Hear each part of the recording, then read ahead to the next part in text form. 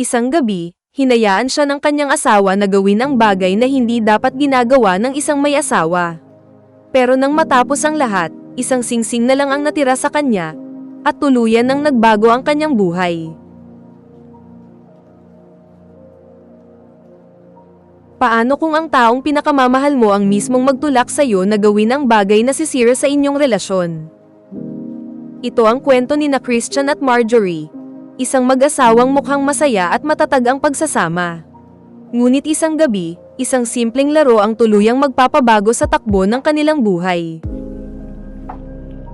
Habang nasa isang bar ang mag-asawa, napansin ni Christian na may isang mayamang lalaki na hindi maalis ang tingin kay Marjorie. Sa halip na magselos, tila natuwa pa si Christian sa atensyong natatanggap ng kanyang asawa. Sa una, biro lang ang lahat. Ngunit habang tumatagal ang usapan nila, unti-unting hinihikayat ni Christian si Marjorie na lapitan ang lalaki. Para kay Marjorie, parang isang kakaibang pagsubok iyon ng tiwala at pagmamahal. Sigurado ba talaga siya? Handa ba talaga siyang gawin iyon? At higit sa lahat, laro lang ba talaga ang lahat? Dahil sa kagustuhang mapasaya ang kanyang asawa, ginawa ni Marjorie ang bagay na hindi niya akalaing magagawa niya. Habang pinagmamasdan siya ni Christian mula sa malayo, lalo siyang naniwalang kontrolado pa nila ang sitwasyon. Pero may mga larong kapag nasimulan mo na, hindi mo na kayang kontrolin ang magiging ending.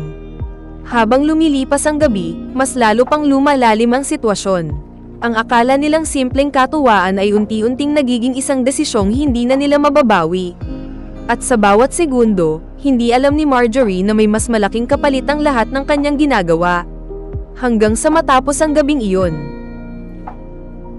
Paglabas niya, agad niyang hinanap ang kanyang asawa. Ngunit wala na si Christian. Naglakad siya sa loob ng bar, umaasang makikita ito sa isang sulok. Pero isang mensahe ang naghihintay sa kanya. May iniwan si Christian. At nang iabot iyon sa kanya ng staff, tila gumuho ang kanyang mundo. Isang wedding ring, ang simbolo ng kanilang pagmamahalan. Ang simbolo ng kanilang pangako sa isa't isa. At sa sandaling iyon, doon lamang niya naunawaan ang lahat. Hindi pala iyon laro, hindi pala iyon simpleng pagsubok, at hindi pala lahat ng bagay ay maaaring ibalik sa dati kapag nasaktan na ang taong mahal mo. Habang hawak-hawak niya ang singsing, hindi niya napigil ang umiyak. Dahil ngayong wala na ang kanyang asawa, sa kanya lamang naramdaman ang bigat ng kanyang ginawa. At doon niya nasabi ang mga salitang huli na para baguhin ang nangyari. Akala ko laro lang. Akala ko kaya ko. Hindi ko akalaing posible palang maging totoo ang dapat laro lang. At minsan, ang pinakamapanganib na laro ay hindi yung may panalo at talo. Kundi yung larong ang kapalit ay ang taong pinakamahal mo. At kapag nawala na siya, wala ka ng pagkakataong ulitin ang laban. At dito nagtatapos ang ating recap. Kung nagustuhan mo ang ating video, huwag maiyang mag-like sa ibaba. Maraming salamat po.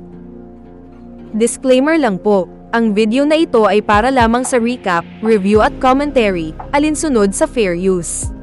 Wala kaming pag-aangkin na mga larawan, eksena o tunog mula sa pelikula.